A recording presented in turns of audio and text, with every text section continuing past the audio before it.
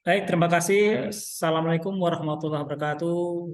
Kita akan adakan sebuah acara yang menarik, yang sangat eh, bisa menambah pengetahuan dan informasi kita tentang industri perasuransian, khususnya eh, industri penunjang, yaitu tentang prospek pialang asuransi dan bekerja di industri pialang asuransi.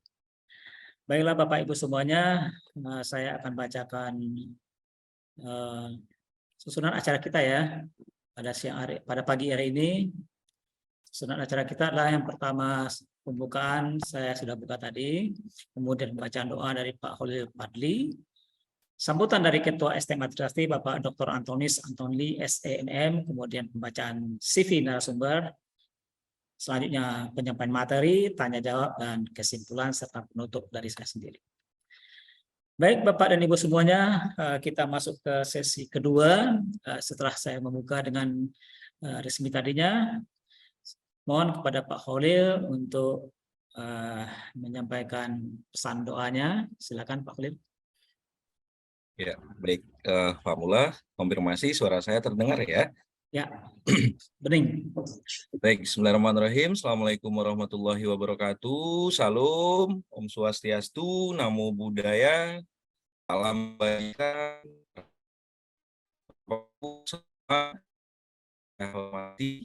izinkan saya memimpin doa menggunakan ajaran Islam. Ibu yang lainnya menyesuaikan dengan agama dan kepercayaan masing-masing.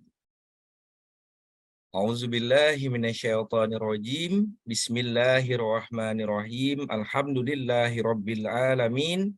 Wassalatu wassalamu ala asrafil anbiya'i wal mursalin wa ala alihi rasulillahi ajma'in.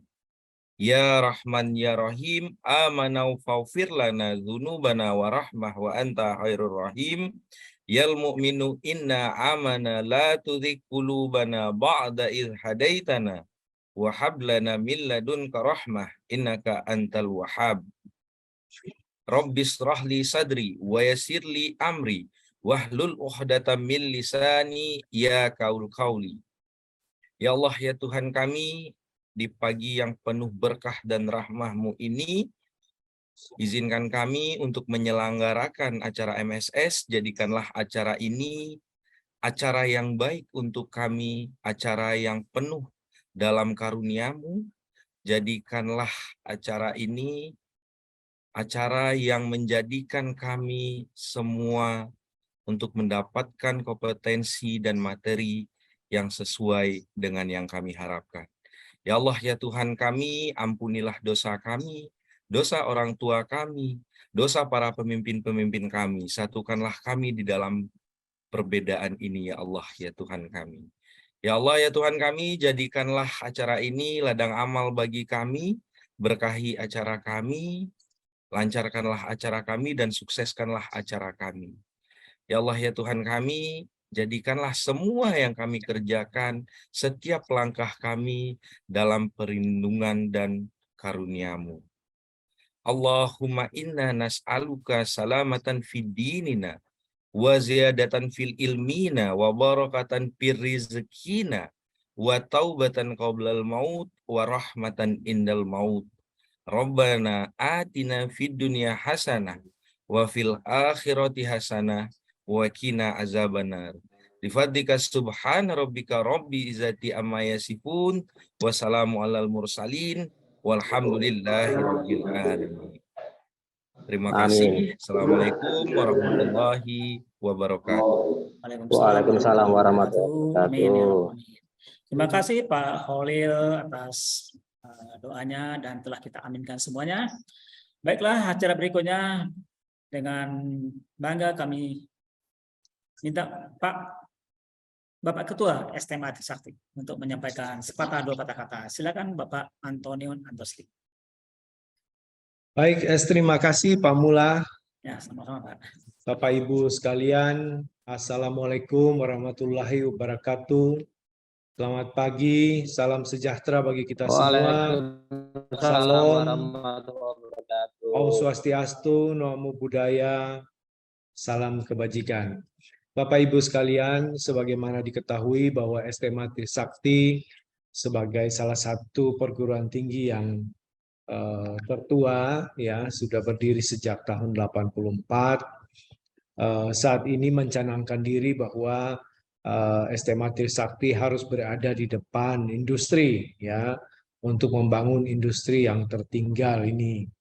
Bagaimana cara kita membangun industri? Pertama, kita harus melakukan kolaborasi dengan dunia industri itu sendiri, ya.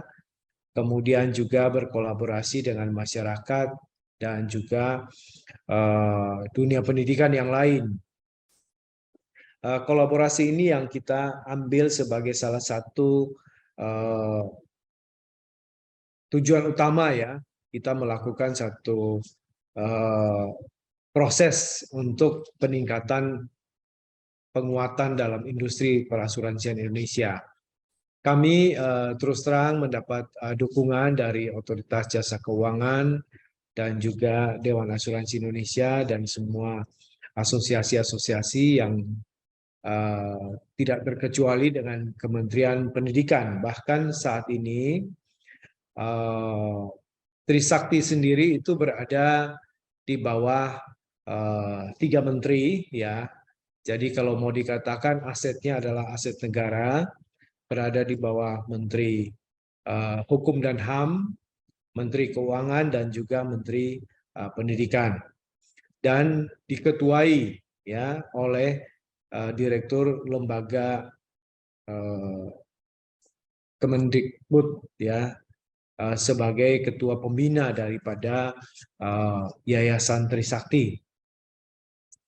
Penguatan sudah terjadi dan kita melihat bahwa ada kekuatan bahwa mau nggak mau kita harus pendidikan harus ada di depan. Sudah terbukti puluhan tahun pendidikan hanya mengekor kepada industri dan tidak pernah maju.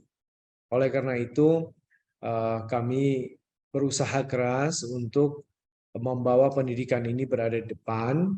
Ada beberapa hal yang sudah terlihat kemajuannya. Sekarang selama COVID-19 kami tidak bisa keluar sehingga kita lebih memperbaiki mutu dan STMA Trisakti saat ini raportnya daripada Dikti itu hijau semua dan terjadi peningkatan peringkat 2 kali lipat, ya, 2 kali lipat, loncat 2 kali lipat.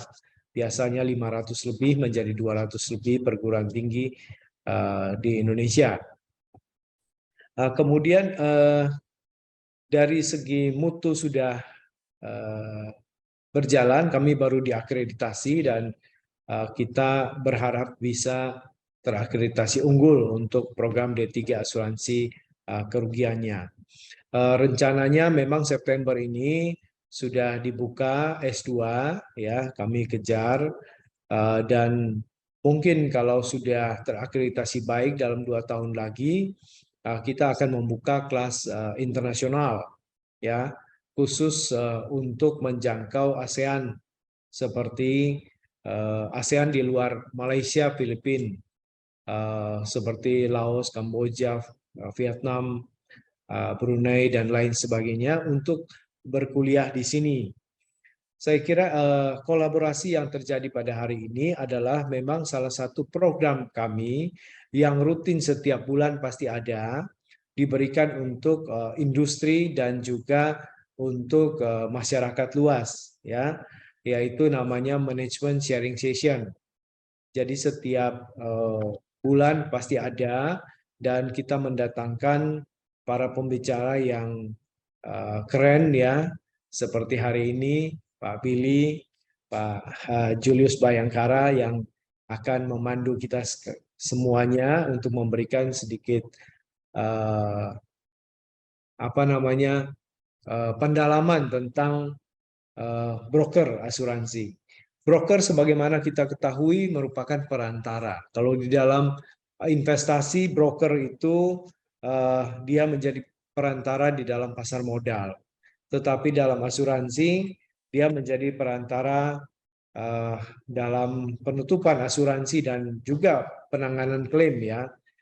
Memang pada kenyataannya tidak semua broker atau semua peristiwa itu pada saat terjadi klaim itu broker ada di depan.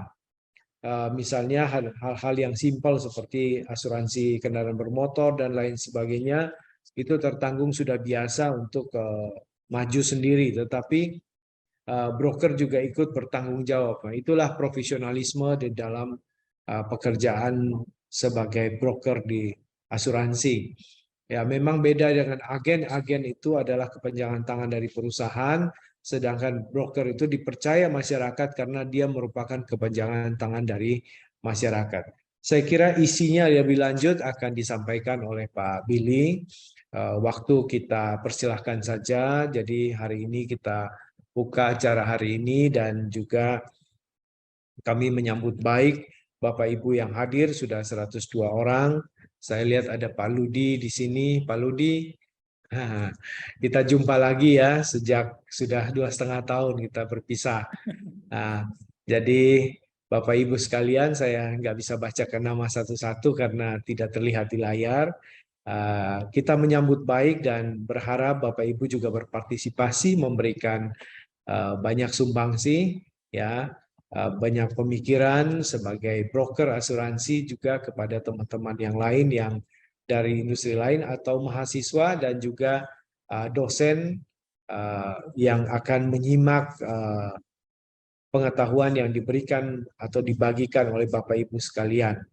Saya kira silakan kita memulai. Pak Mula, saya serahkan kepada Pak Mula. Terima kasih. Assalamualaikum warahmatullahi wabarakatuh. Waalaikumsalam warahmatullahi wabarakatuh. Terima kasih Pak Anton atas wejangan, kata pembuka, dan kita semuanya berharap hari ini dapat memperoleh sebuah pencerahan, sebuah pengetahuan tentang bagaimana sebuah broker itu bekerja di industri perasuransian. Karena broker merupakan bagian dari industri dan tanpa broker ya industri sepertinya tidak berjalan dengan baik. Oleh karena itu kita sambut Pak pakarnya sekaligus ketua dari Asosiasi Broker Asuransi ya, Asosiasi Pialang Asuransi di Indonesia, Bapak Julius Bayangkara. Tapi sebelumnya saya akan membacakan kurikulum vitae atau riwayat hidup ringkas mereka, Bapak ini ya. Silakan admin bisa ditampilkan riwayat hidup Pak Julius Bayangkara. Ya, ini adalah riwayat hidup Pak Julius.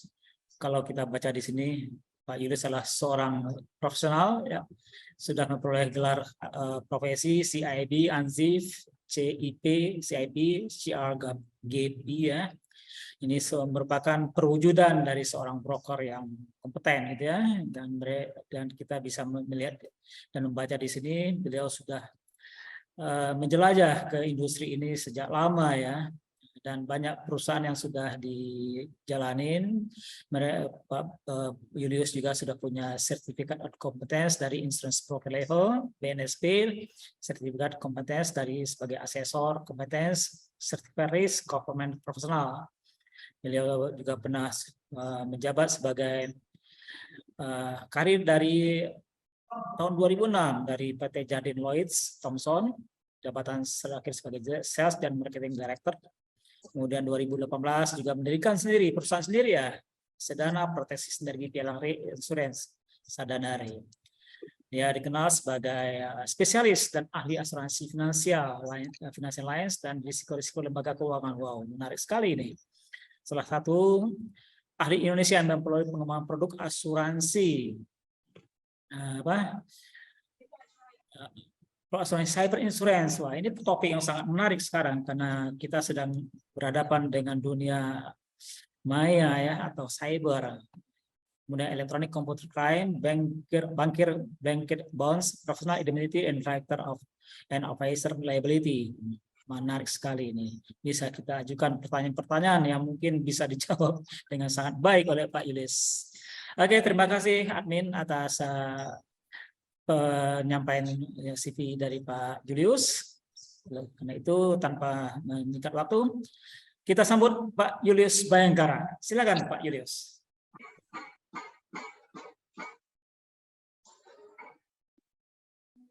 Baik, Pak. Ya. Ya, terima kasih. Selamat pagi. Assalamualaikum warahmatullahi wabarakatuh. Waalaikumsalam. Waalaikumsalam warahmatullahi wabarakatuh. Salam sejahtera buat kita semua. Semoga semuanya sehat dan baik-baik saja kondisinya hari ini.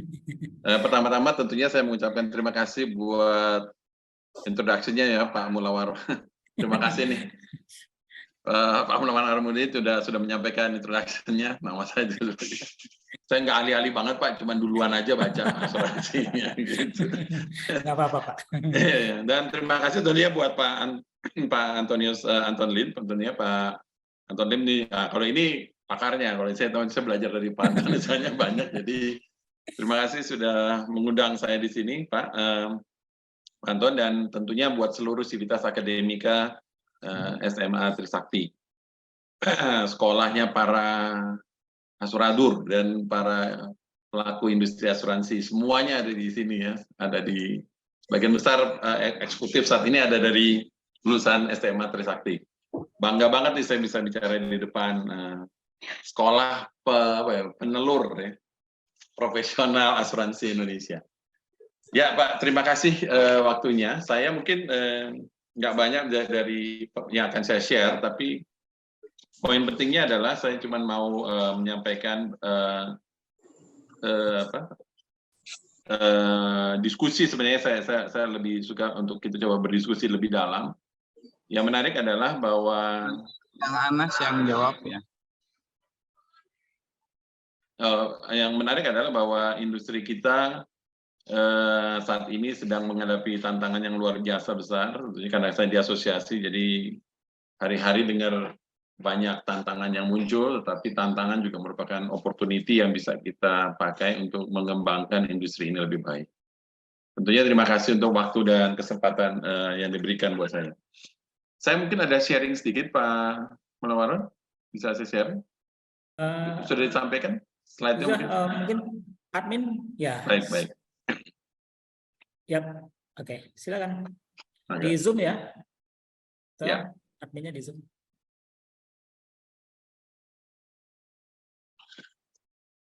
Ya, baik. Oke, jadi ya ini ada sedikit slide sebenarnya ya untuk sebagai pengantar aja tentang perkembangan industri pialang asuransi dan reasuransi di Indonesia. Saya juga merupakan penerus lah dari banyak tokoh-tokoh pialang asuransi dan asuransi Indonesia. Mungkin bapak-bapak dan ibu yang sudah di ruangan kenal ya. Dan misalnya Pak Tanto Sudiro, Pak Iswara ya, ada Pak Haridia, tokoh-tokoh Pak Arman Jufri misalnya, itu tokoh-tokoh sebelum saya nih Bapak Ibu yang sudah sudah membuka dulu, Pak Kapler Marpau misalnya ya, Pak Adi Skofiadi, Pak Nanan Ginanjar. Saya sih meneruskan lah legacy ini untuk kita bisa terus mengembangkan industri pialang asuransi dan reasuransi Indonesia. Monggo Pak, slide berikutnya. Kita mau coba buka dulu dari paparan hukum sebenarnya. Apa yang menjadi dasar secara hukum di Undang-Undang 40 tentang usaha pialang asuransi dan reasuransi itu sebenarnya apa? Jadi sini jelas disampaikan bahwa usaha pialang asuransi adalah usaha jasa konsultasi dan atau keperantaraan dalam penutupan asuransi dan asuransi syariah serta penanganan penyelesaian klaimnya dengan bertindak untuk dan atas nama pemegang polis, tertanggung atau peserta. Sedangkan reasuransi, pialang reasuransi adalah usaha jasa konsultasi dan atau keperantaraan dalam penempatan reasuransi atau reasuransi syariah serta penanganan penyelesaian klaimnya dengan bertindak untuk dan atas nama perusahaan asuransi, perusahaan asuransi syariah, perusahaan penjamin syariah, perusahaan reasuransi dalam hal ini retro maksudnya, dan atau perusahaan reasuransi syariah yang melakukan penempatan reasuransi atau reasuransi syariah. Jadi kalau Bapak Ibu lihat di sini ada beberapa pointers yang nampaknya terus berulang muncul. Pertama adalah pialang itu adalah usaha jasa konsultasi dan penempatan dan keperantaraan. Jadi dua hal ini selalu disebut berkali-kali, dan nampaknya ada satu lagi yang selalu muncul adalah serta penanganan penyelesaian klaim. Jadi tiga ini nampaknya merupakan bagian penting yang mewarnai peran pialang asuransi dan reasuransi di industri perasuransi Indonesia. Nah, yang menarik adalah kalau Bapak Ibu lihat sebenarnya ada yang di garis hitam itu. Semua yang kami lakukan itu bertindak untuk dan atas nama pemegang polis tertanggung atau peserta. Dalam kasus reasuransi kami bekerja untuk cedent company-nya. Dalam proses retro kami bekerja untuk reasuransinya bukan retronya. Jadi intinya kami memperoleh tugas dari pihak yang di depan, kemudian tugas kami adalah melakukan konsultasi, keperantaraan dalam penutupan asuransi dan atau reasuransi, dan kemudian menangani klaim. Bisa klik lagi, Bapak? Oke, nah ini kita loncat sedikit tentang Aparindo, Pak ya. Saya kebetulan saat ini jadi ketua umum Aparindo. Tapi Aparindo ini udah lama nih Pak. Jadi tadi saya sebut nama-nama pendirinya masih ada itu Pak Tanto Sudiro, salah satu pendiri. Kemudian tadi saya sebut juga Pak Iswara, bapaknya Pak Irwan Iswara, sekarang di Broker Mir. Kemudian ada juga Pak Haridiah, almarhum Haridiah sudah meninggal kami. Jadi Aparindo itu didirikan 11 Maret 78. Jadi ini bukan industri baru sebenarnya, industri yang sudah sangat lama. Dulu namanya berganti-ganti, pernah jadi asosiasi perantara ahli pialang gitu ya, ahli perantara asuransi. Kemudian sampailah cukup lama dengan nama ABAI, Asosiasi Broker Asuransi Indonesia, yang hanya berubah menjadi Aparindo karena kemudian nama broker sudah tidak ada di undang-undang. Undang-undang kemudian menamakan kita sebagai pialang gitu, karena broker terlalu asing mungkin ya gitu. Yang menarik adalah kami adalah satu-satunya asosiasi untuk seluruh perusahaan pialang asuransi dan asuransi di Indonesia. Jadi kalau mau beroperasi di Indonesia wajib jadi anggota Aparindo, Pak. Jadi itu syarat di undang-undangnya. Kemudian kami juga mempunyai cabang, Pak. Cabang kami juga ada di Jakarta tentunya yang pusat, dan kemudian ada juga cabang di Jawa Timur. Dulu juga ada cabang di Jawa Barat yang kemudian dilikuidasi. Mengingat sekarang karena teknologi ya, Jawa Barat nampaknya bisa digapai langsung dari Jakarta. Lanjut Pak. Baik, nah ini fungsinya, kepotongnya. Nah ini tadi saya sudah sebut beberapa kali, tapi kemudian POJK, jadi tadi Undang-Undang 40, nah sekarang POJK 68, sebagai POJK yang mengatur tentang perizinan dan kelembagaan broker di Indonesia, menyatakan bahwa ini fungsi pialang nih, Pak. Satu, pelayanan, teknis kepialangan, administrasi keuangan, audit internal. Jadi ini peran-peran yang muncul yang ada di POJK. Yang menarik sebenarnya, Bapak Ibu sekalian, kalau saya mau buka lebih mudah untuk dimengerti, saya selalu sampaikan gini, bahkan setahu saya sudah ditaruh juga buku oleh Pak Freddy, setahu saya. Jadi itu kalau di sebenarnya adalah pertama kami adalah mediasi sebenarnya, mediator karena kami adalah pialang, mediasi antara tertanggung dan penanggung, pembeli jaminan dan risk carrier maksudnya orang yang menanggung resiko. Pihak menunggu resiko. Kami ada di tengah. Yang menarik adalah kami bekerja untuk pembeli polis. Jadi mungkin ada bedanya dengan ada mediasi lain di luar kami. Misalnya yang terkenal adalah agen, misalnya.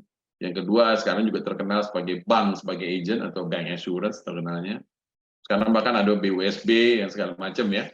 Ada leasing company juga bahkan as a broker, as an agent gitu ya. Bedanya adalah kami bekerja bukan untuk perusahaan risk carrier-nya, tetapi bekerja untuk pembelinya atau pembeli polisnya. Ini membedakan peran sebenarnya. Nanti terlihat dari perannya bisa sama, role-nya bisa sama-sama mediasi, tetapi karena kami bekerja untuk pembeli polis, jadi akhirnya belakangnya jadi berbeda sekali.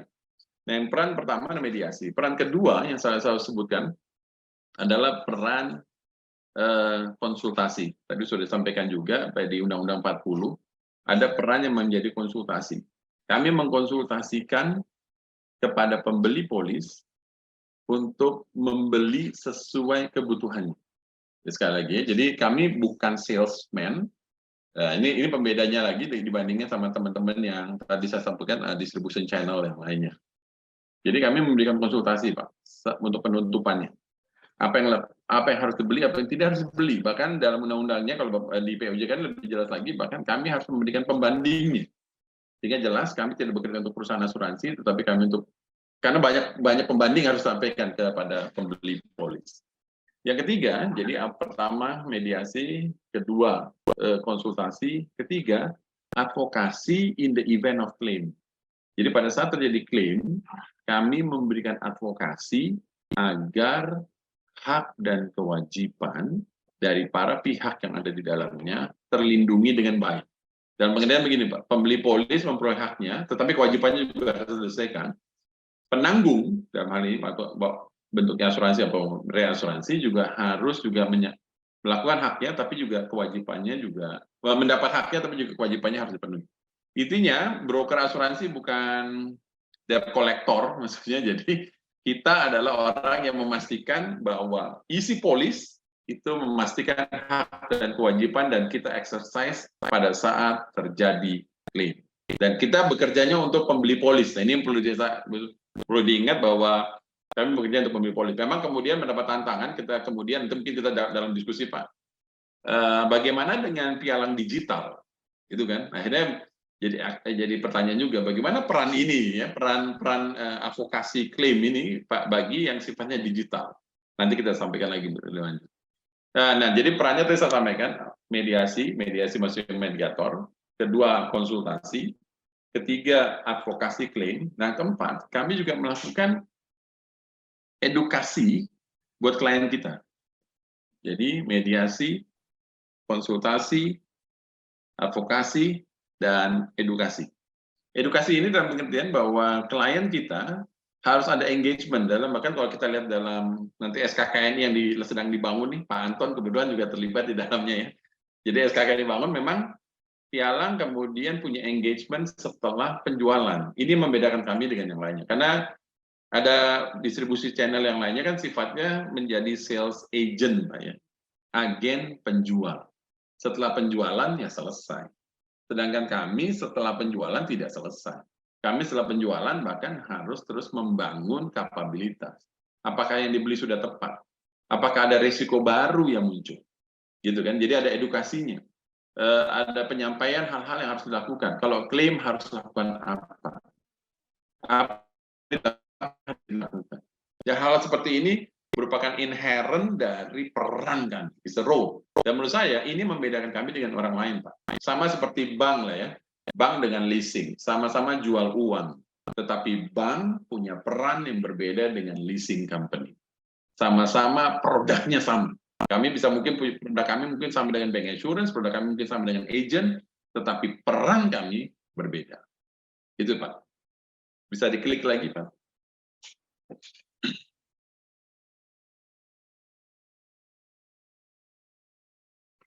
Bisa lanjut ya, baik. Nah ini perkembangannya karena tema kita adalah soal perkembangan.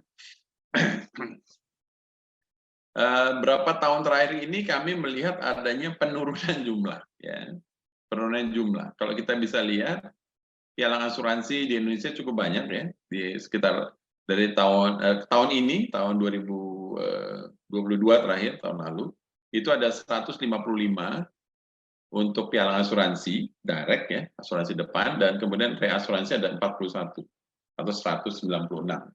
Kalau Bapak Ibu lihat proses ini kurvanya menurun gitu ya. Dulunya sebelum 19 lebih banyak lagi Pak. Sekitar 210 gitu ya. 210, 205 terus turun saat ini. Banyaknya tantangan yang tadi saya sampaikan soal COVID dan soal yang disebut hard market itu ya, hardening market, dan berikut juga aturan-aturan yang muncul sehingga menyebabkan kayaknya baik teman-teman memilih untuk kemudian ada meninggalkan industri kita. Gitu Pak. Bisa diklik lagi. Nah, ini jumlah tenaga kerja yang bisa diserap. Sama diserap oleh industri kami. Nggak kecil-kecil banget sih Pak ini ya. Kalau lihat perannya kan mediasi, konsultasi. Kita kan nggak membuat polis, ya kan. Kami tidak buka cabang terlalu banyak. Tetapi sebenarnya kami punya sekitar selalu di atas 4.000-an. Hampir 4.500 pada tahun 2020, kemudian dihantam COVID dan kita kemudian turun lagi, leveling down. Di tahun 2022 kita sudah bahkan di bawah tahun 19. Tapi kami percaya ini juga karena penurunan jumlah perusahaan tadi ya. Perusahaan tadi memang menurun dan bahkan sekarang sudah ada teknologi-teknologi baru yang kemudian nampaknya mulai menggantikan beberapa peran di kepialangan ya. Klik lagi.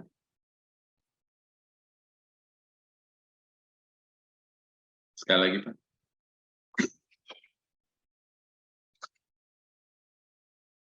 Ya. Ini pertumbuhan preminya ya Pak. Jadi transaksi yang terjadi dari 4.000-an orang tadi, kita bisa melihat bahwa memang ada penurunan yang luar biasa di tahun 2021. Saat ini Aparindo juga sedang menganalisa lebih lanjut apa yang terjadi sebenarnya, apakah ini berhubungan dengan cara perhitungan pembukuan yang saat ini sedang akan ada perombakan ya Pak ya, mungkin Bapak Ibu sudah tahu ya, sehingga ada penurunan luar biasa di situ. Walaupun kita belum dapat data yang pasti tentang hal ini gitu ya. Nampaknya arahnya kalau kami lihat tentang ada perubahan cara pencatatan plus banyaknya polis panjang, yang mungkin Bapak tahu lah produknya seperti yang rame kemarin ini yang kemudian mulai diatur kembali. Tapi terlepas dari itu kita bisa lihat bahwa kurang lebih jumlah preminya memang cukup signifikan sih Pak. Di industri kami, di industri asuransi umum khususnya, premi brutonya nggak kecil-kecil banget Pak, lumayan besar gitu ya. Kita bisa lihat kita pernah hajar sampai 31,6 ya, itu tahun 20 itu terus naik ya, dari 17 terus naik gitu. Tahun 21 memang tahun pandemi ya, kalau kita lihat bahkan pialang baru belakangan terkena imbasnya, jadi ekornya baru terkena di belakang di tahun 21 ini gitu ya. Ini catatan dari OJK Bapak Ibu sekalian, ada penurunan yang luar biasa memang, tetapi ini belum selesai menurut saya karena ini belum final pada saat itu. Jadi kami sedang menganalisa lebih lanjut kurang lebih seperti apa yang terjadi. Klik lagi Pak.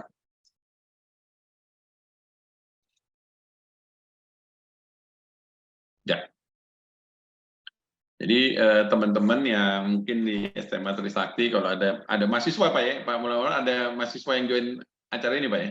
Ya, ada Pak. Banyak ya, baik, Ya. baik, makasih. Jadi teman-teman mahasiswa jangan khawatir kalau menjadi pialang cuannya juga tetap besar itu di situ kita lihat. Jadi jangan khawatir ya, berperan sebagai pialang itu menarik menurut saya, dan secara ekonomi kita memang ya sebagai industri pasti naik turun karena seringkali ada imbas dan segala macam, tetapi kalau kita lihat konsistensinya ada di sekitar situ Pak. Bapak bisa lihat bahwa besaran angka dan modal sendiri tetap ada pada wilayah-wilayah lumayan besar. Ini yang kemudian menyebabkan bahwa kami juga di OJK bahkan punya direktorat penunjang yang terpisah dari asuransi gitu Pak ya. Jadi kami dan pihak dan adjuster dipisah. Karena memang cukup besar angka yang ada di sekitar. Ini aset liabilitas ya, bukan transaksional. Dari transaksional kan bahkan lebih tinggi lagi ya dari ini.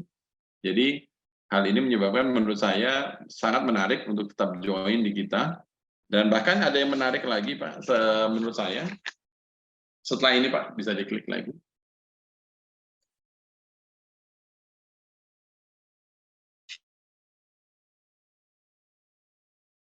Yes. Jadi grafik pendapatannya Bapak Ibu bahwa angka-angkanya lumayan besar gitu ya. Revenue-nya bisa kelihatan di situ lumayan besar. Sampai 4 triliunan bahkan terus naik ya sampai tahun 21 itu masih tetap tinggi.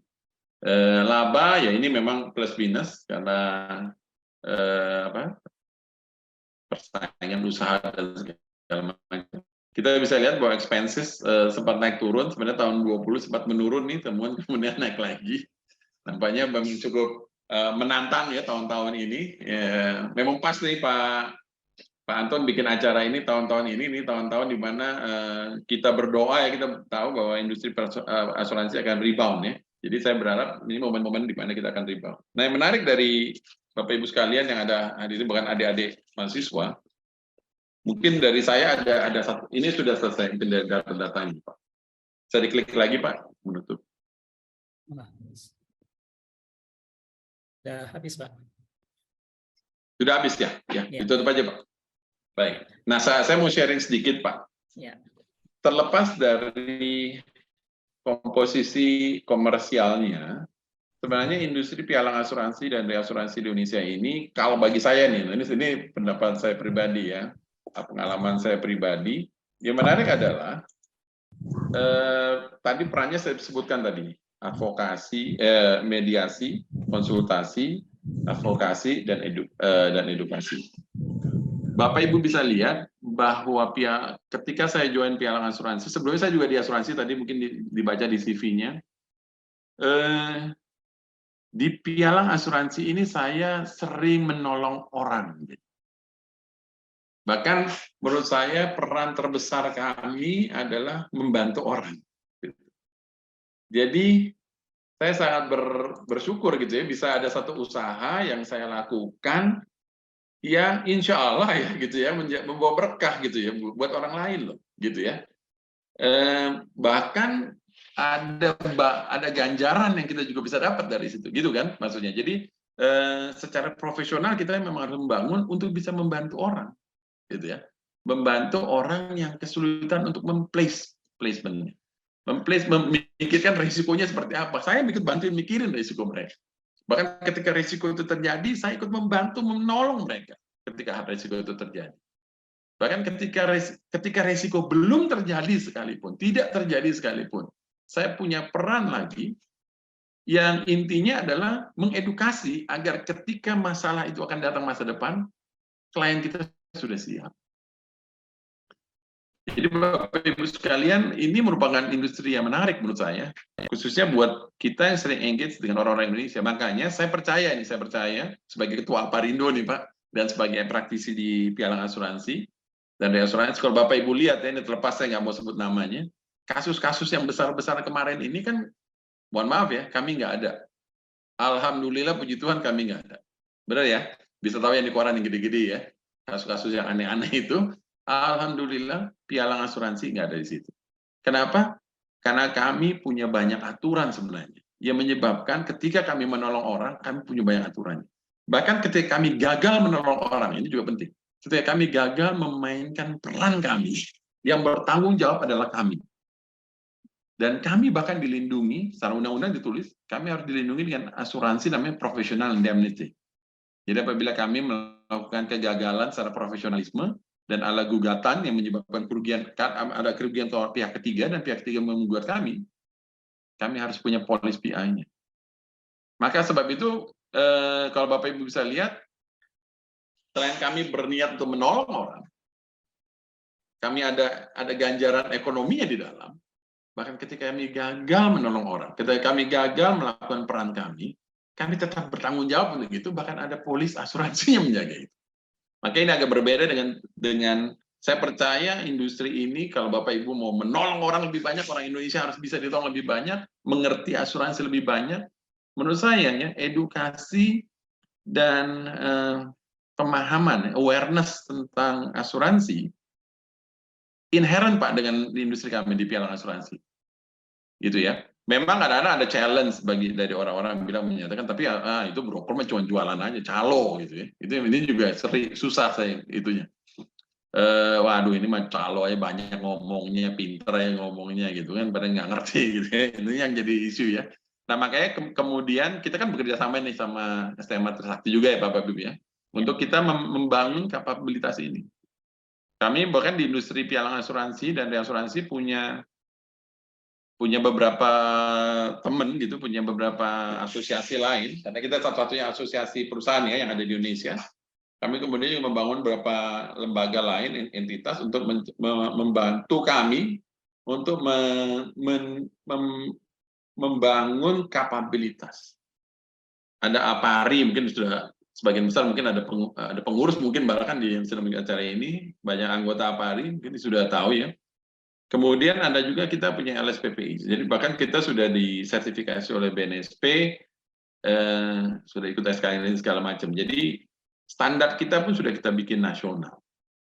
Karena kenapa kami mau menolong orang dengan kapasitas yang sama, dengan kemampuan yang sama. Jadi ini yang menarik ya Bapak Ibu sekalian. Jadi menurut saya pialang asuransi dan asuransi menjadi apa ya, prospek yang tetap menarik menurut saya.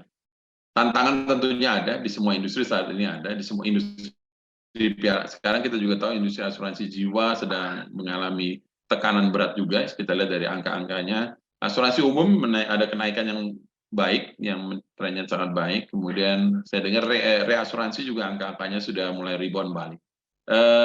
Kami juga alhamdulillah puji Tuhan sudah mulai rebound balik. Selalu ada masa-masa di mana tekanan ada, challenge ada. Tetapi saya percaya kita tetap mau menolong orang, kita membangun kapasitas untuk menolong orang. Bahkan ketika kita gagal menolong orang, kita bahkan bertanggung jawab. Dan bahkan kita punya polis asuransi untuk menjaga hal itu.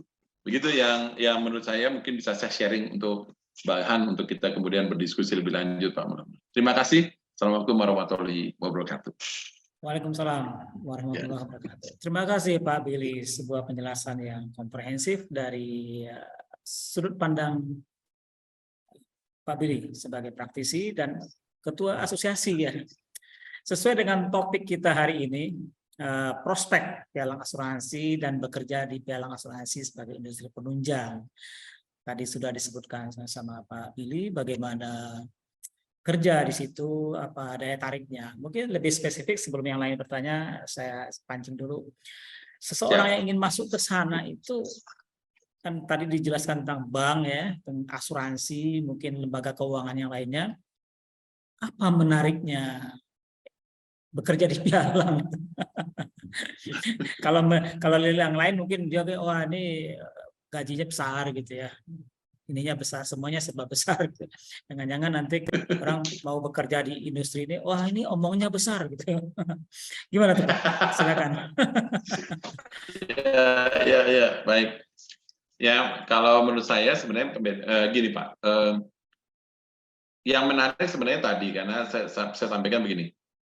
Kalau Bapak bisa lihat dari statistik anggota APARINDO. Jadi anggota APARINDO kan berarti seluruh industri pialang ya, karena hanya boleh menjadi anggota APARINDO yang menjadi pialang di Indonesia. Sebagian besar pialang kita itu yang menjadi anggota kami itu adalah local company, perusahaan lokal. Bahkan sebagian besar pula sama kayak saya ini Bapak, Ibu ya sekalian, tadinya adalah profesional yang kemudian jadi entrepreneur. Ya, ini menarik kan, gitu ya. Tadinya profesional, kemudian entrepreneur. Saya sih paling nggak sebelum nggak sampai pensiun sih Pak. Saya memutuskan kemudian dia coba bangun, gitu ya, sama teman-teman kemudian coba kita bangun. Sebenarnya ini bagian yang penting yang menurut saya perlu dipahami. Bahwa ternyata industri pialang asuransi itu punya kapabilitas untuk mengentaskan kemiskinan Pak. Secara langsung. Gitu. Dan menariknya ketika kita sedang membangun diri kita untuk mengentaskan kemiskinan misalnya, kita dituntut profesional. Untuk apa? Nah, ini menarik lagi yang tadi saya sampaikan. Untuk menolong orang lain. Ini luar biasa kan? Jadi ya kita berdoa aja Pak ya. Saya percaya kita berdoa aja bahwa ketika kita bahkan melayani jadi profesional, insya Allah pahalanya juga ada gitu kan gitu, ini salah satu gitu ya. Secara spiritual ada itunya. Tetapi kemudian perjalanannya bisa membangun kita untuk kemudian menolong orang lain. Kalau misalnya kami kemudian jadi profesional, tadi profesional, kemudian jadi entrepreneur, maksudnya punya broker lah Pak ya, punya pialang lah sedikit gitu. kami juga bahkan bisa mempekerjakan orang lain kan. Ini kan luar biasa. Menurut saya hal-hal seperti ini agak sulit Pak kalau di asuransi misalnya. Karena saya dulu juga di asuransi. Agak sulit. Kenapa? Modalnya aja sekarang udah menaikkan 1 triliun. Ini pasti orang kaya yang hanya bisa melakukan jadi itu. Benar kan Pak? Tapi justru di piala asuransi adalah profesional pun bisa menjadi entrepreneur. Ini yang menarik menurut saya. Dan kenapa hal ini bisa terjadi Pak? Ini juga menarik Pak, menurut saya. Karena di industri kita, kemampuan, kehebatannya, keberhasilannya bukan diukur dari besarnya modal secara komersil, secara keuangan, tetapi dari kemampuan kapabilitas pialangnya. Jadi menarik nih. Jadi inline nih harusnya dengan STMA Trisakti, karena yang dibangun manusianya. Dan manusia yang kapabilitas ini, yang capable ini, inilah yang kemudian menjadi pialang-pialang yang baik. Sedangkan ada industri yang lain, walaupun manusianya capable, tapi dia nggak punya modal triliunan, dia nggak bisa, Pak. Gitu loh. Itu yang menarik gitu. Jadi ini menurut saya. Jadi mungkin ada pesan pribadinya di sini ya. Jadi tapi di wilayah ini adalah wilayah yang menarik. Itu Pak, kalau dari saya. Ya, yang menariknya memang itu Pak, entrepreneur tadi, wirausaha gitu ya. Karena banyak anggota kami, sebagian besar anggota kami ada wirausaha. Walaupun grup besar ada di situ, tapi perusahaan asing juga ada di situ. Saya juga dulu dari perusahaan asing, bahkan belajar sama mereka cukup lama.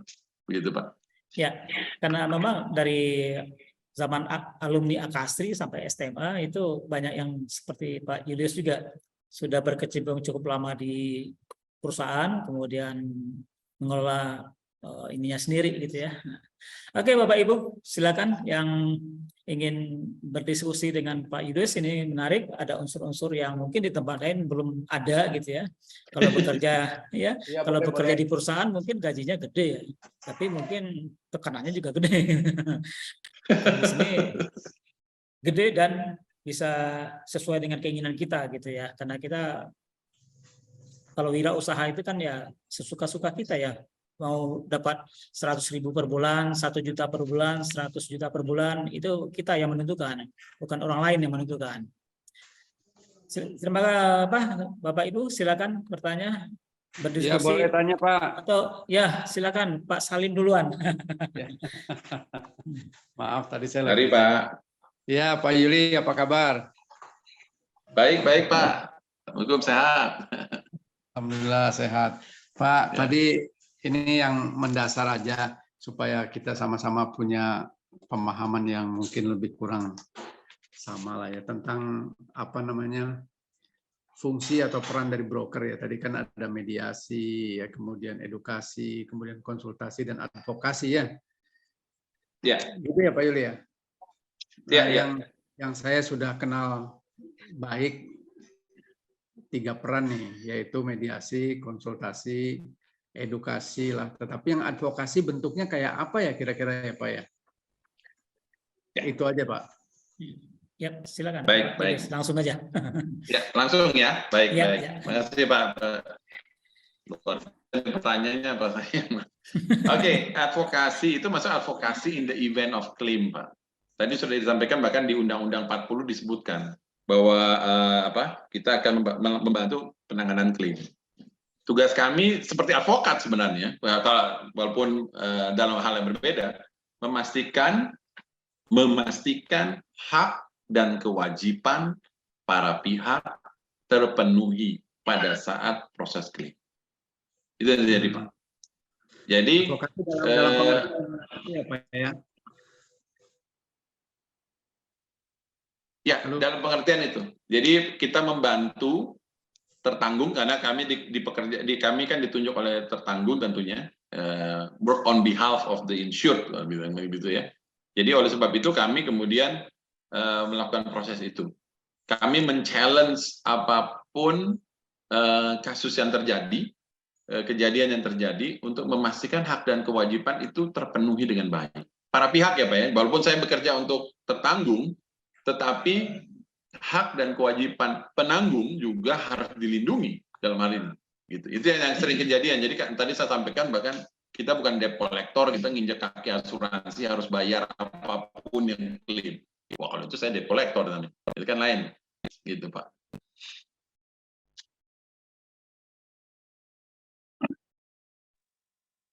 Halo, kok nggak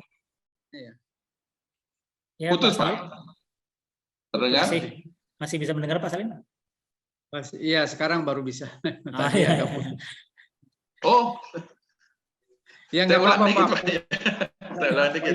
Maaf. Terima kasih Pak Yuli. Enggak, maksud saya kadang-kadang agak ini aja, agak dibingungkan dengan edukasi, konsultasi, dan advokasi. Yang saya pahami, edukasi kan kita memberikan semacam ya pencerahan lah ya kepada calon tertanggung ini tentang bagaimana peran daripada broker, kemudian bagaimana membantu dan sebagainya yang tadi Bapak bilang.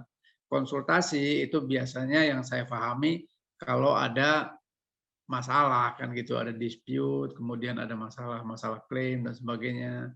Nah, yang advokasi itu tadi saya ingin clear aja, jangan-jangan overlap nih antara konsultasi dengan advokasi dan edukasi gitu.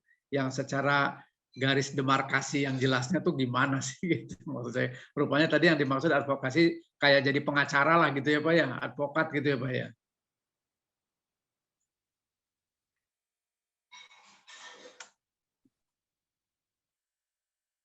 Masih di mute Pak Julius.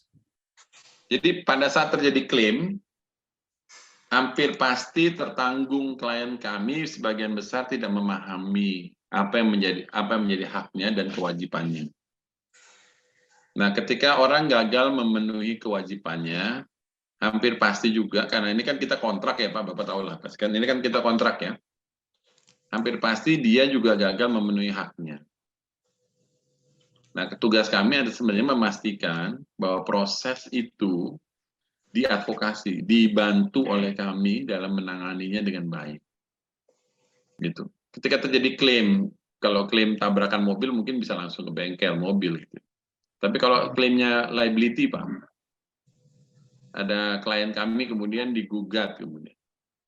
Ada klien kami kemudian disomasi misalnya. Apa yang harus dia lakukan? Itu kan berbeda jadinya. Kemudian apa yang harus dilakukan dan apa yang harus tidak boleh dia lakukan. Hal seperti ini kan harus disampaikan. Harus diadvokasi, harus dibantu untuk itu. Pada saat bersamaan juga kadang-kadang. Kan itu mirip-mirip konsultasi ya. Mirip, benar. Nah, kalau konsultasi itu kan sebenarnya lebih ketika upstream ya, kalau saya bilang. Jadi sebelum pembelian polis, kita membantu klien untuk mengetahui apa yang dia beli. Apa yang harus dia beli, apa yang tidak boleh dia beli sebenarnya. Iya, itu mirip edukasi. Sebenarnya kalau dulu di perusahaan beda Pak, Mirip. kalau edukasi beda lagi. Edukasi ketika dia sudah membeli, dia si klien wajib tahu apa isi polis yang dia beli. Oh, Oke. Satu. Ya itu mungkin garis demarkasinya di situ Pak ya. Iya. Jadi event-eventnya mungkin sequence waktu kali Pak ya. Kalau konsultasi sebelum pembelian, advokasi klaim ketika terjadi klaim, edukasi ketika sudah membeli dan tidak terjadi klaim. Ya clear Pak, clear Pak. Ya. Clear, bagus. Siap. Masya Allah. Iya Pak, terima kasih Pak. Yang Terima jelas kasih, Pak. punya ini apa ya? Punya budi luhur, budi pekerti Pak sebagai broker Pak ya, karena membantu orang lain ya Pak ya. Meskipun membantu orang lain. Itu harus jadi motivasi Pak. Kalau kan cuma cari uang doang, nah itu yang sering salah. Nanti premi orang dimakan lagi. Nah, itu nggak boleh. Jadi nggak nolong itu.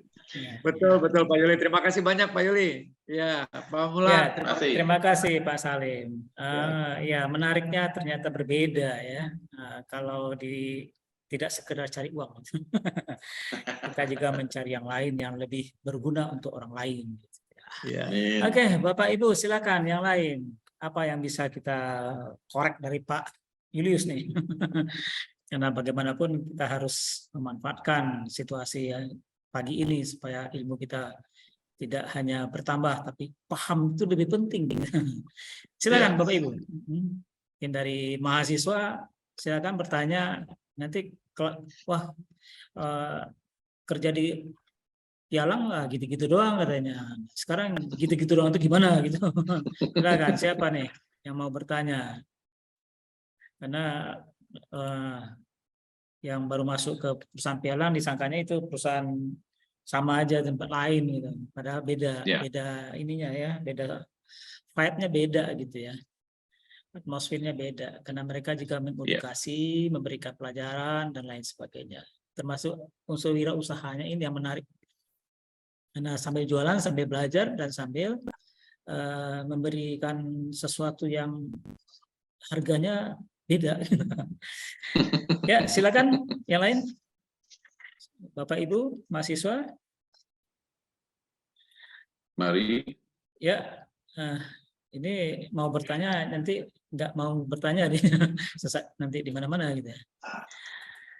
Oke, mungkin sambil kita menunggu ini yang lain Pak Julius, ini kadang-kadang kan ada asumsi di masyarakat gitu ya. Malahan ini ada. Tadi disampaikan Pak Billy bahwa broker tidak pernah mengalami kasus-kasus berat. Ini siapa yang bertanya ini? Tapi mengapa aturan OJK semakin berat? Ini di chat Pak, ada yang bertanya ini masalah berat memberatkan ini. Kemudian, oh ya, silakan Bapak Julius. Ya, saya bahas dulu ya tadi masuk kasus berat. Jadi yang masuk tadi yang saya sampaikan kasus berat itu kan kasus berat yang saat ini sedang terjadi yang banyak di koran itu Pak, yang triliunan lah ya. Triliunan itu alhamdulillah ya kita nggak ada di situ. Anggota kami sebagian besar nggak ada di situ. Bahkan penjualannya kadang-kadang melewat distribution channel yang lain gitu ya. Ada yang kemudian bikin polis palsu, yang mungkin Bapak Ibu sudah dengar, ada kemudian bikin yang mis-selling ya, salah dalam menjelaskan penjualannya, produknya salah. Nah, kenapa pertanyaannya sebenarnya tapi kenapa kok OJK makin ketat ya? Nah, ini juga menarik ini Bapak Ibu Saudara sekalian. Begini Bapak Ibu Saudara sekalian. Dalam pemahaman kami tentang apa yang dilihat OJK. Jadi saya memang nggak entitled sebenarnya untuk kemudian mewakili OJK tentunya. Tapi dalam banyak diskusi dengan OJK nampaknya ingin merubah seluruh peta ya, perasuransian di Indonesia, khususnya setelah kasus-kasus yang terjadi yang besar. Peta itu kemudian sangat diharapkan merubah cara bekerja dan segala macam. Nah, memang akhirnya kita ini juga mengalami tekanan akhirnya dengan banyaknya aturan yang kemudian muncul. Tapi itu nampaknya terlihat dari salah satu bagian untuk mencapai tujuan bersama yang besar. Dalam pengertian seperti inilah, susah soalnya. Asuransi itu pada dasarnya adalah sistem. Kami adalah subsistem. Kemudian ketika ada pengaturan terhadap subsistem yang lain, maka secara sistemik kami harus melakukan adjustment. Lebih seperti itu. Nampaknya itu yang dilihat oleh OJK. Jadi saat ini kita tahu lah ya, ada kasus-kasus yang luar biasa, kemudian Bapak Ibu mungkin sudah tahu di media juga ada, asuransi saat ini sedang di-challenge luar biasa. Pertama, mesti punya aktuari sendiri gitu ya, mungkin Bapak udah tahu ya, Bapak udah tahu ya. Ini kan orang Trisakti semua, ini orang pinter-pinter, ini ngerti ya. Punya aktuari sendiri ya gitu ya.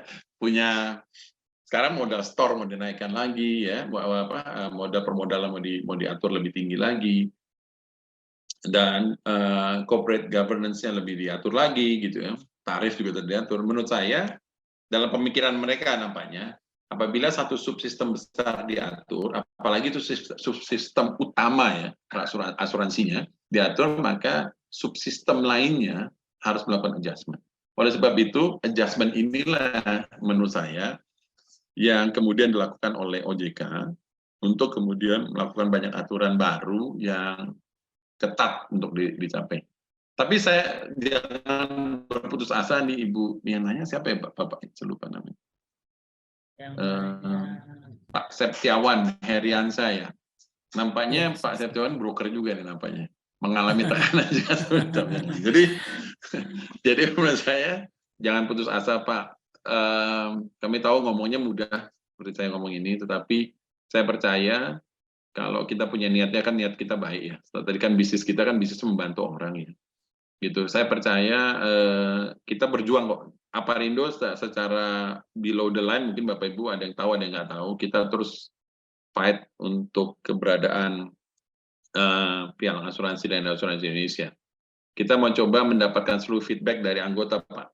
Jadi anggota kami terus memberitahu feedback. Apabila ada hal-hal yang menurutnya tidak relevan, mohon bisa disampaikan juga ke kita. Saat ini bahkan kita udah tahu Bapak Ibu sekalian, draft aturan yang baru tuh Pak sudah diberikan ke Aparindo dan Aparindo sudah sharing nih ke anggota Aparindo. Jadi Bapak Ibu sekalian yang broker pasti sudah baca apa yang kemudian jadi sasaran berikutnya dari OJK. OJK clear akan mencoba meminta kita menaikkan modal. Jadi permodalan akan diatur nih Pak. Walaupun dalam diskusinya saya sampaikan bahwa pialang ini tadi saya sudah sampaikan ke Pak Mulyawan ya, Pak Moderator kan sudah tahu. Yang menarik dari pialang adalah bukan besar-besaran Pak, tetapi profesional-profesionalan. Karena bagi kita is the survival of the fittest, bukan survival of the biggest. Kita tahu yang jadi ribut-ribut kemarin justru yang biggest, yang besar-besar yang menjadi masalah. Tetapi kita, alhamdulillah, selama kita ikut play by the rules, by aturannya, peran kita mainkan secara jelas, profesionalisme kita angkat dengan tinggi, alhamdulillah kita masih bisa jaga diri kita baik-baik. Dan kita percaya ini pasti ada titiknya di mana mereka akan terus menghargai kita lebih baik. Itu Pak. Jadi ini lebih ke encouragement ya. Saya nggak bisa mewakili OJK definitely di sini, tapi saya sampaikan dari hasil diskusi kita dengan mereka, tampak jelas industri asuransi ada satu sistem besar, ada satu subsistem yang akan coba diatur, karena subsistem itu coba diatur, seluruh subsistem lainnya harus melakukan penyesuaian, termasuk pialang asuransi dan reasuransi. Mungkin itu yang bisa saya sampaikan. Terima kasih. Baik, Pak Julius, tadi dari penanya yang di lewat chat ya, Mas Pak Septiawan Riansyah, semoga bisa membantu, pertanyaannya sudah dijawab. Berikutnya, silakan Bapak Ibu semuanya yang mau melakukan apa? Untuk perusahaan asuransi apabila tidak melakukan tugas, ya. Tadi ada yang bertanya. Ini ada Pak. Ada Pak di situ Pak. Bagi ingin bertanya, untuk perusahaan asuransi apabila tidak melakukan tugasnya atau tidak menjalani tugasnya secara baik dan benar, pasti sangat besar beritanya. Seperti gagal bayar klaim dan lain-lain. Tetapi untuk pialang asuransi, ini sendiri apabila tidak menjalani tugasnya dengan baik, apakah ada sanksinya tersendiri seperti perusahaan asuransi atau bagaimana Pak? Wah, yang menarik ini dari Makfira Sulaiman. Mahasiswa ini Pak. Oh, mahasiswa, baik, Ya, baik, ya. baik. Kalau kritisnya sih lumayan, Mbak. Oh, ini lumayan. Silakan, Pak. Nah, ini kalau ngomong sama mahasiswa. Iya. Tapi gini, wah ini saya suka nih, mahasiswa perasuransian harus kritis melihat Ya. apapun yang terjadi. Jangan polis di-renew hanya karena orang lain merenew polis. Enggak, harus challenge. Harus di-challenge. Dan challenge yang ini menarik. Kenapa kok yang asuransi heboh di media, kalau pialang asuransi nggak heboh di media? Pertanyaan ini seharusnya memang ditanyakan ke media sih, bukan ke saya tentunya, gitu ya. Tapi ya oke, saya coba menjawab kira-kira dalam pandangan saya seperti apa. Menurut saya, pialang asuransi itu punya mekanisme Pak. Kalau kita gagal melakukan tugas, ada mekanismenya. Bahkan kami disuruh membeli polis profesional indemnity. Jadi ketika kami gagal melakukan tugas secara profesional, kecuali fraud ya, fraud itu tidak dijamin pasti. Fraud itu masuk ke pidana, jadi nggak kita juga akan banish itu karena melanggar kode etik kita juga. Kriminal ya Pak. Apabila ada kegagalan melakukan peran dan apabila melakukan peran, kami punya mekanismenya Pak. Silakan sampaikan ke kita punya asosiasi, kita punya kode etiknya. Kode etik perorangan ada di Apari untuk menjaga perorangan. Untuk perusahaannya ada di Aparindo kode etik. Gitu. Jadi kita punya proses itu di industri kita, belum sampai ke OJK ini. Jadi belum sampai ke OJK, Bapak Ibu kalau yang bermasalah bisa ngomong ke kita. Kita coba membantu hal itu. Tentunya kita nggak bisa bayarin tentunya kalau ada sesuatu yang sulit. Tapi kita coba menyelesaikan hal itu dengan para pihak. Jadi Bapak Ibu Saudara sekalian, kenapa memang mungkin tidak naik kemana-mana? Ya karena mungkin memang dihandle secara profesional. Itu mungkin bisa saya bilang ke Mbak ke mahasiswi ya. Ya, Mafira namanya. Iya, Ibu Mbak Mafira. Jadi Bu Fira jangan khawatir. Maka itu menarik untuk join ke Pialang. Coba cari Pialang yang bagus-bagus.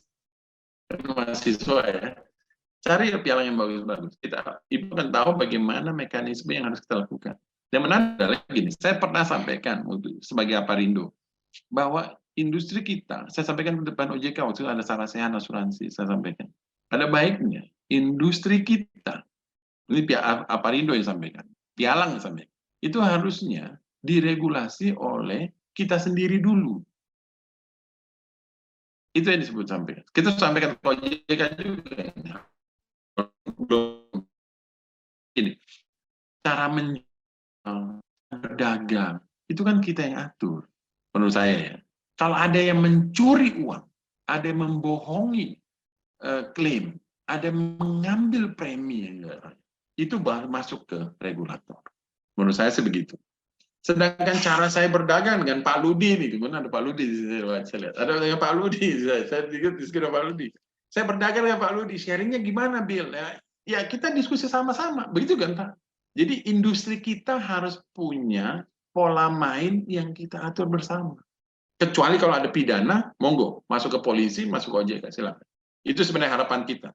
Kita selesaikan dulu bersama. Mungkin itu juga menyebabkan kenapa kalau ada kasus yang rame di Pialang, nggak sampai ke media. Itu Pak ya. Mudah-mudahan seperti itu bisa, mudah-mudahan bisa menjawab. Karena saya nggak bisa mewakili media. Misalnya ada media asuransi Pak di sini. Terima kasih Pak. Itu. Iya. Terima kasih Pak Ilyus.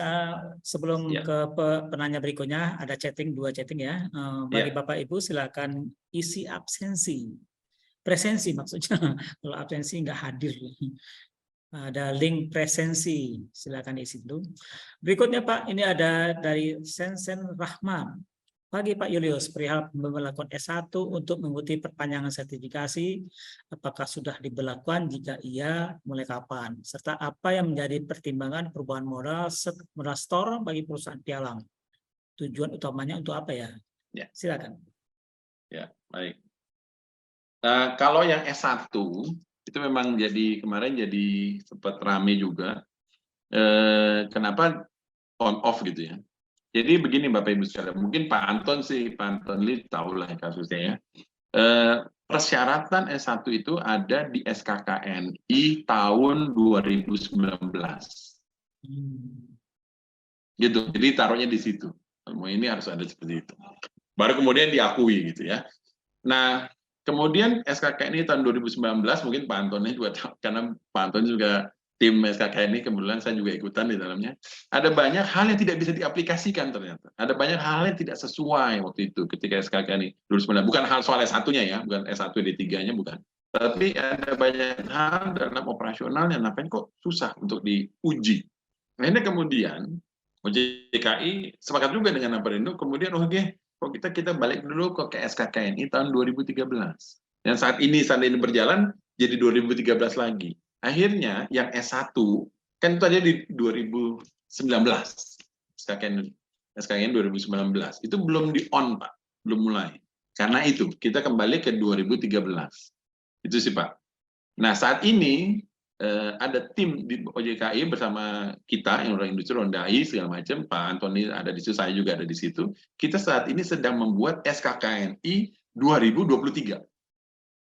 Gitu. Nampaknya yang 19 mungkin saya nggak tahu, mungkin mau kamu bisa kita lewati karena ada banyak hal yang nggak bisa dijalankan di sini.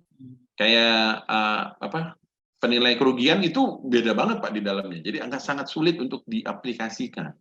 Nah, syarat-syarat S1 dan segala macam tadinya ditempel di 2019. Saat ini kemudian keputusan kami bersama dengan LSPPI supaya tidak nanti ambigu, kita balik ke 2013. Seperti itu sih Pak, kalau menjawab soal S1-nya. Nah, pertanyaan keduanya kan soal kewajiban finansial, soal modal store ya. supaya menjadi pertimbangan. Oke. Modal store. Oke.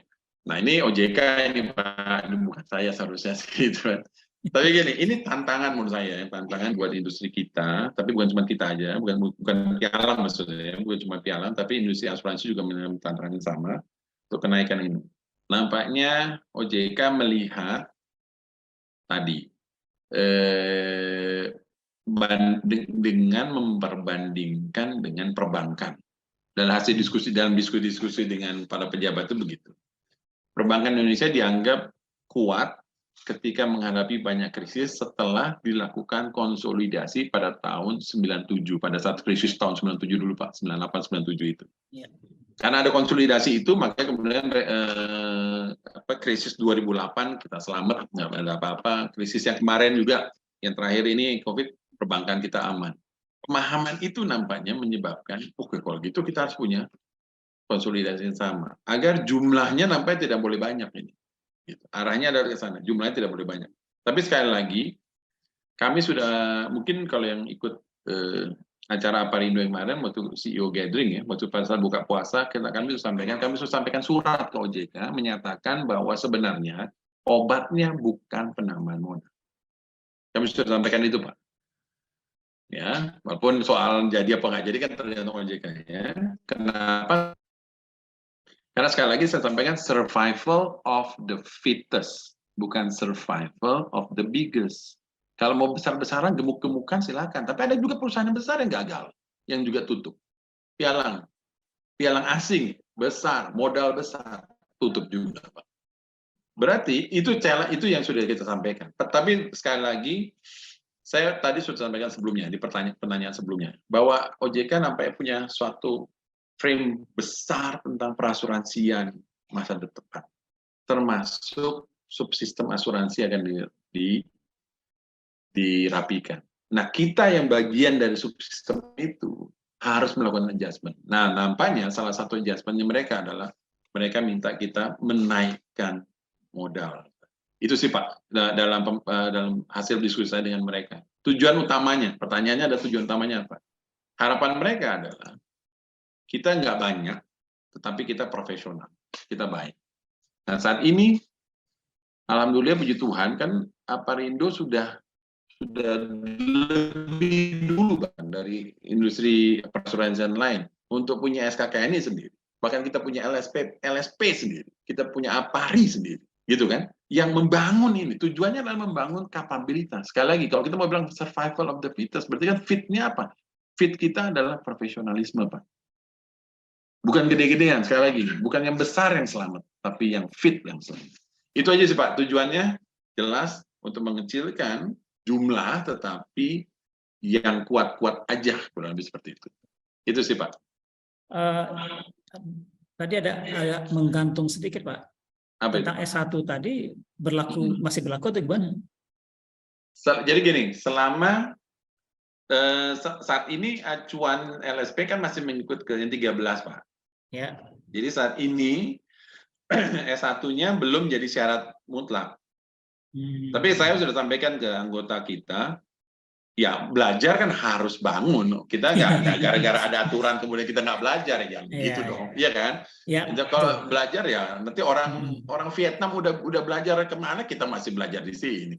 Nah maksud saya bukan karena aturan, kita memang perlu belajar lebih. Karena sekali lagi tadi saya sampaikan berkali-kali, jualan kita itu bukan modal, jualan kita profesionalisme. Orang sebenarnya. Yang kita jual adalah profesionalisme orang. Jadi kayak lawyer Pak, lawyer kan bukan lawyer yang kaya yang benar, tapi lawyer yang pinter yang benar kan Pak. Nah harapannya kita jadi broker yang pinter, kita juga jadi kaya gitu kan. Gitu sih Pak. Baik Bapak, ini pertanyaan berikutnya dari Pak Abdul Halim. Ya. Selamat siang, izin bertanya selaras dengan pertanyaan dari Bapak Septiawan. Dibandingkan dengan industri asuransi, pialang tidak memiliki kewajiban finansial atau risiko yang mungkin timbul berujung penggantian timbul berupa penggantian sum insure kepada tertanggung. Apa urgensinya modal store yang besar bagi industri perantara tersebut? Gitu Pak. Ya. Ya, ini pertanyaan memang luar biasa. Ini tapi pertanyaan mesti ke OJK, bukan orang OJK. Mungkin karena Bapak bisa mewakili Ya, OJK juga asosiasi. nih. Ya, ya. Tapi enggak, ini saya masukkan ini.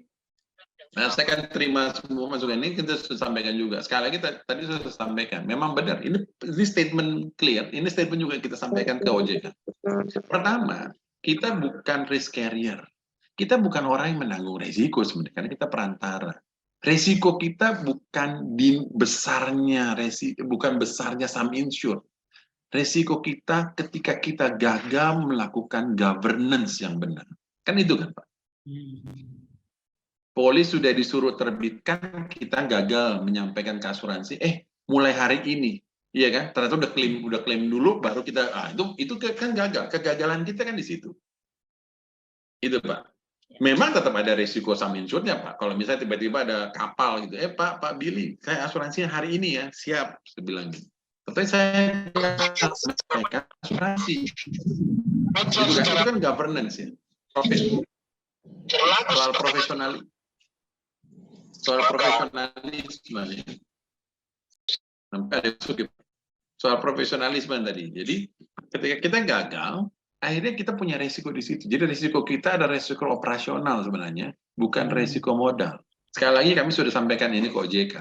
Sampai OJK juga melihat bahwa tetap begini, pemahaman mereka nampaknya seperti ini. Tetapi untuk melakukan governance yang baik, selain harus sangat profesional, belajar di STM Trisakti, punya sertifikasi di APARI, punya sertifikasi di ANZI, punya sertifikasi di CII misalnya seperti itu.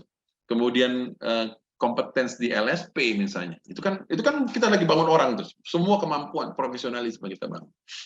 Kalaupun itu membangun ini nampaknya menurut OJK itu tetap butuh uang besar. Itu poinnya, Pak. Mungkin kemungkinan seperti itu. Jadi akhirnya dia bilang, ya agensinya naikin aja lah modalnya. Walaupun saat ini kami masih diskusi panjang Bapak Ibu sekalian dengan OJK soal ini. Bahkan secara resmi, mungkin saya bisa sampaikan di sini, karena ini sudah saya sampaikan dulu waktu di CEO Gathering di Kemang. Secara resmi Aparindo sudah mengirim surat ke OJK tentang kenaikan itu. Dan pernyataan kami secara resmi menyampaikan begini. Kami mengusulkan kembali kepada aturan saat ini. Dalam pengertian kami tidak mau dirubah lagi. Kita maunya saat ini aja. Itu sih, Pak. Terima kasih. Terima kasih, Pak Julius. Ini ada yang menarik lagi nih, Pak. Apa itu? Silakan. Biasa kalau broker menarik-menarik, Pak. Banyak yang Iya, betul, Pak. Karena ini ruang lingkupnya besar ya, tapi pekerjaannya nggak besar gitu ya. Tapi orang percaya, trust-nya ya. Dari Pak Adi Nursetio, untuk jadi broker atau pialang harus ada modal, tenaga ahli, tenaga pialang, berikut CPD-nya, sistem informasi untuk proses broking, klaim maupun keuangan, iuran asosiasi, OJK, lembaga mediasi. Lalu secara porsi pendapatan intermediari sama saja dengan agen BUSB, leasing dan seterusnya, atau bahkan lebih kecil. Gimana itu, Pak? Ya ini memang. Wah, ini Pak siapa nih, Pak? Pak Adi Nursetio ya. Wah, ini broker sejati ini. Ini keluhan broker sejati ini. Jadi silakan, Pak. Jadi gini, Pak Adi Nursetio, saya sih ngelihat begini, Pak. Kita tetap harus evolving ya. Kita harus terus memperbaiki diri dalam melayani. Gitu. Saya percaya apabila kita basisnya adalah pelayanan dan pelayanan itu sesuai dengan kebutuhan, kita pasti tetap dibutuhkan. Nah, yang harus kita bangun sebenarnya adalah kemampuan yang membedakan diri kita dengan distribusi yang lain. Perbankan misalnya, bank insurance. Bank insurance pasti nggak bisa melakukan seperti yang kita lakukan. Kita udah tahu kok itu. Agen asuransi. Dia juga tidak bisa melakukan apa yang seperti kita lakukan. Bahkan dia tidak boleh dalam aturan. Nah, kalau ada pelanggaran, ya memang itu jadi challenge buat OJK sih, bukan buat kita. Kenapa? Kemudian mereka tidak boleh melakukan itu karena memang aturannya bilang dia nggak boleh melakukan itu. Nah, yang harus kita lakukan sekarang yang sering saya sebutkan juga kalau di acara-acara Perindo adalah kita harus jadi namanya konsultatif broker, bukan transaksional broker. Transaksional broker kan berarti hanya jualan. Jualan. Selesai jualan, udah. Makanya tadi saya bilang, Pak, ada 4 peran tadi. Mediasi, advokasi, gitu kan. Mediasi, advokasi, konsultasi, dan edukasi. Itu menurut saya. Bahkan kalau Bapak Ibu tahu, tadi di chat lagi nih sama Pak Adi, bahwa sekali lagi Pak, saya sudah sampaikan itu. Jadi kita sampaikan bahwa saat ini kita sampaikan bahkan di OJK, di media juga saya sebut berkali-kali, we want bigger portion. Kenapa? Karena challenge ini Pak. Ini saya buka aja di sini ya, mungkin ini bukan acara Perindo, tapi jadi karena pertanyaannya ke sini, jadi saya jawab. Waktu itu kami sangat tersentuh dengan BUSB misalnya.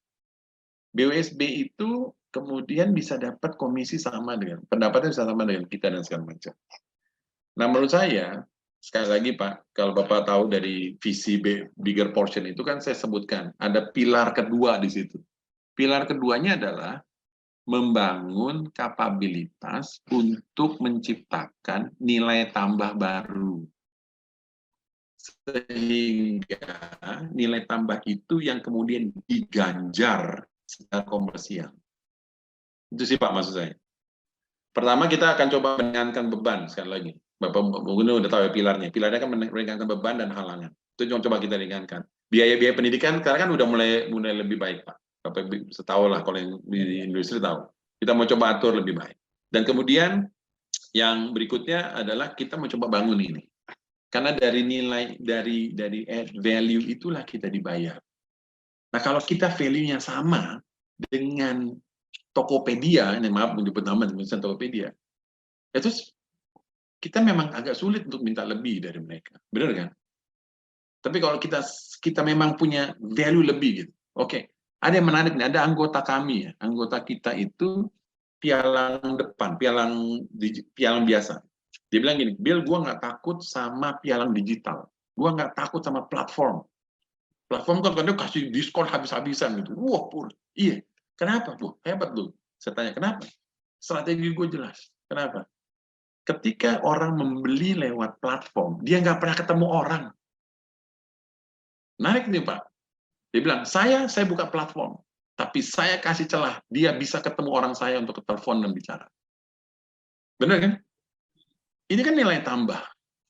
Orang beli, ngeklik, emang benar semua. Takut jangannya tentu nggak benar Pak. Nilainya salah, belinya salah, betul kan? Yang paling susah ngapain? Telepon dong. Ini benar gimana ya? Nah dia siapkan itu. Ini kan nilai-nilai tambah yang dibangun. Menurut saya sekali lagi terima kasih atas dukungannya Pak Adi.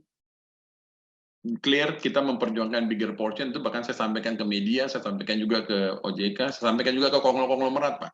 Saya ketemu konglomerat sekarang ini. Supaya menyampaikan bahwa pialang itu bukan calo. Pialang itu punya nilai. Dan nilai itu layak diberikan bigger portion. Itu Pak. Oke. Yap, terima kasih Pak Julius. Sebuah pencerahan ini sebetulnya. Kalau ya ini juga entry point bagi mahasiswa yang ingin bekerja dan melihat sebuah prospek di industri pialang ya. Karena tidak hanya masalah duitnya, tapi juga duitnya. Baik Bapak Ibu semuanya, silakan. Kita masih punya waktu sekitar 10 menit atau 15 menit lagi untuk melakukan tanya jawab dengan Pak Julius. Ya, silakan Pak Setiawan. Tadi angkat tangan. Pagi Pak Julius, Bang Billy, Iwan Bang. Ya Pak. Untuk Pak Billy, solusi kita selain meningkatkan yang diminta untuk menaikkan modal, solusi kita apa ya Pak untuk ke OJK? Misalkan contoh mungkin kita naikkan polis profesional indemnity kita limitnya, atau mungkin salah satu solusinya apa ya Pak?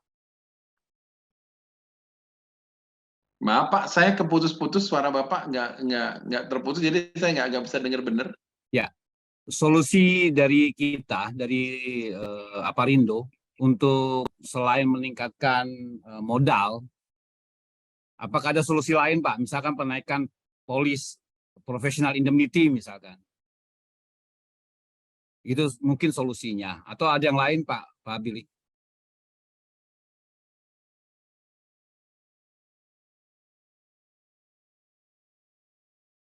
Ya, silakan Pak Julius.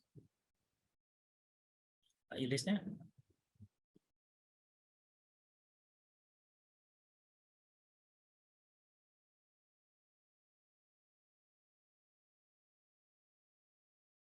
Oh ya. Ya, Pak Julius silakan direspon. Oh, ya, Pak. Oke, maaf Pak, tadi terputus. Ini baru nyambung putusnya, mohon maaf. Bisa di Ulang lagi, reset Pak. lagi Pak Malaman ya Pak. Mungkin Bapak bisa reset buat Pak Setiawan. Tentang solusi selain menaikkan modal, polis. Wah, saya jadi lupa. Ayo, itu Pak, pesan aja. Pak, mohon maaf Pak, tadi saya Bisa Apa, dicek Pak lagi, Billy? Pak. Pak Billy. Ya. Ya, Pak. Mari Pak Dengar ya, Setiawan. Pak. Ya. Solusi lain, Pak, selain menaikkan tingkat modal sebagai seorang broker, Ya. apakah ada solusi lain, misalkan meningkatkan polis professional indemnity-nya berdasarkan dari nilai pertanggungan yang terbesar dari pihak broker untuk menjaga agar kewajiban dan tanggung jawab broker menjadi lebih aman. Itu sih, Pak. Ya, baik. Ya, terima kasih Pak Setiawan. Nah, benar Pak, itu sudah jadi bagian yang sudah kita sampaikan ke OJK. Jadi pada saat kita diskusi dengan OJK, kita bahkan sudah suratnya kita sampaikan ke OJK, surat resminya kita sampaikan bahwa pengaturan permodalan kita mengharapkan kembali pada aturan yang saat ini berlaku. Terputus ya Pak ya? Masih jelas? Masih. Masih jelas ya, oke. Jelas, Pak. Nah, kemudian jadi gini, sebenarnya begini Pak, ini saya buka cerita di sini. Ketika kita menerima draft aturan itu, saya dalam tanda kutip kemudian kami Perindo men-challenge OJK. Pak, masalahnya apa? Kenapa Bapak memberi obat itu? Itu kan Pak pertanyaan. Mereka bilang kemudian ya mereka harus punya karena sustainability, dia bilang begitu kan. Kemudian perlindungan konsumen, kalimat-kalimat itu keluar Pak, sustainability. Jadi maksud jangan jadi broker hit and run lah, baru jadi bubar, gitu. Tapi kedua kemudian perlindungan konsumen. Nah, saya sampaikan begini, untuk sustainability itu kan memang sekali lagi saya sampaikan kita sudah punya modal yang saat ini sudah disepakati, begitu ya, permodalan yang sudah disepakati. Naik jadi sekarang kan mau digantung sampai ke 10 ya Pak. Luar biasa ini, jauh sekali, 5 kali lipat gitu ya. Kalau dari jalan depan. Nah, saya bilang mungkin gila banget itu terlalu jauh. Dan kemudian perlindungan konsumen. Ini yang saya sampaikan. Kalau perlindungan konsumen jelas jawabannya bukan cuma modal. Ini adalah persepsi yang menurut saya tidak terlalu tepat. Pemikirannya adalah ini seperti perbankan atau asuransi. Ketika kemudian gagal bayar, modalnya diambil. Kan begitu Pak ya? Asetnya dilukidasi. Gitu kan? Nah kita kan nggak begitu. Ketika terjadi ketika gagal secara profesional, kita bisa digugat dan kita punya polis PI. Sudah saya sampaikan Pak. Yang Bapak sampaikan tadi sudah kita sampaikan. Bahkan kita bilang kami siap bernegosiasi untuk isi dan nilai polis PI. Jadi kita mengharap yang polis PI jangan murah-murah gitu. Polis PI kalau bisa dinaikkan sesuai dengan transaksi yang ada di dalamnya. Itu sih Pak. Jadi itu yang menurut saya sudah kita sampaikan untuk menjawab perlindungan konsumennya. Yang tadi sudah ditanyakan juga, kenapa kalau ada kasus di Pialang kok nggak rame? Karena proses perlindungan konsumennya sebenarnya cukup jelas di kita. Apabila kita gagal, kita bisa digugat. Dan gugatan kita dilindungi oleh polis professional indemnity. Dan professional indemnity kan ada nilainya. Dan itu bisa dibayarkan di situ. Bahkan menurut saya, membayar polis professional indemnity lebih clear, lebih cair gitu, dibandingin punya aset. Aset saya diperbesar, tapi aset saya masih gedung, Pak. Kan bagaimana?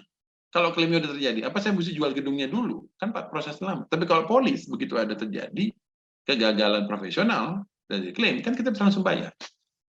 Kurang lebih seperti itu, Pak. Jadi terima kasih. Ini sudah sejalan, Pak, dengan kita sampaikan ke mereka, ke OJK. Dan ya ini sama nih pemikiran kita. Ini kita orang asuransi, jadi kita paham bahwa sebenarnya perlindungan konsumen ada di ranah ini.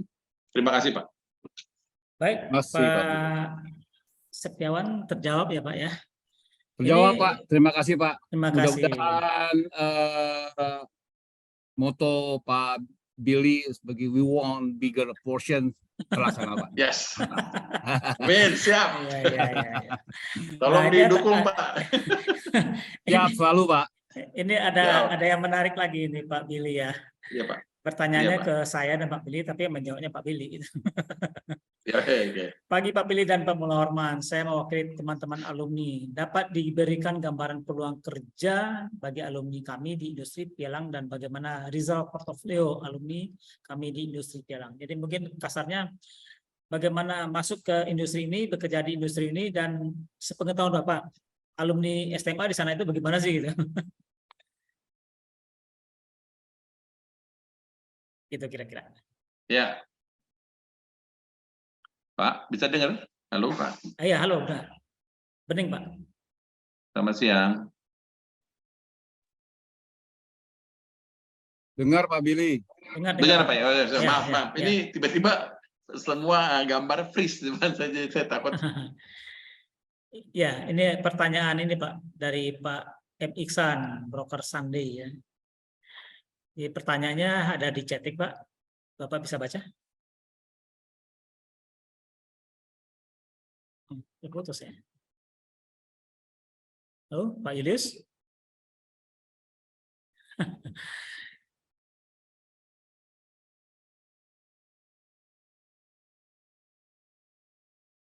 Terputus Pak Willy.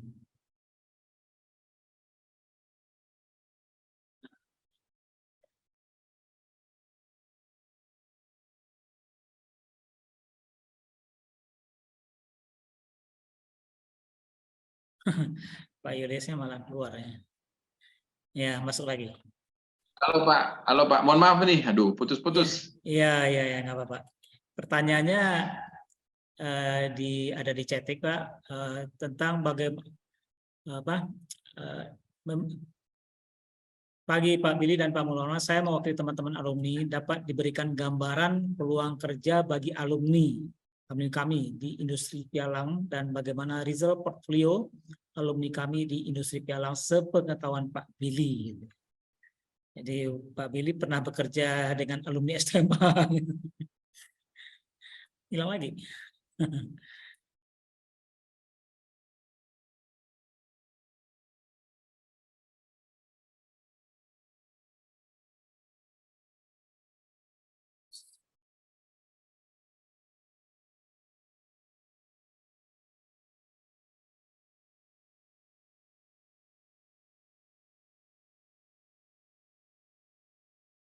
Yes.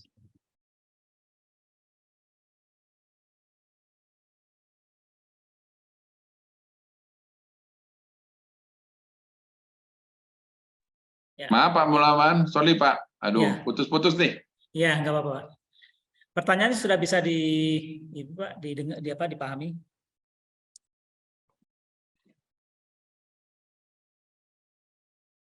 Sudah bisa dengar, Pak, ya? Sudah. Halo, Pak. Halo. Sudah dengar, Halo, Pak. Ya. Wah, dengar. Maaf. Ya, saya baca juga tadi tulisannya Pak Iksan ya. Ya, betul. Ya, ini sahabat baik saya dan Pak Iksan juga alumni STMA Trisakti. Ini juga juara, Pak. Ini juara broker juga ini, Pak. Jadi, ini pertanyaannya luar biasa. Bagaimana prospek ya, Pak?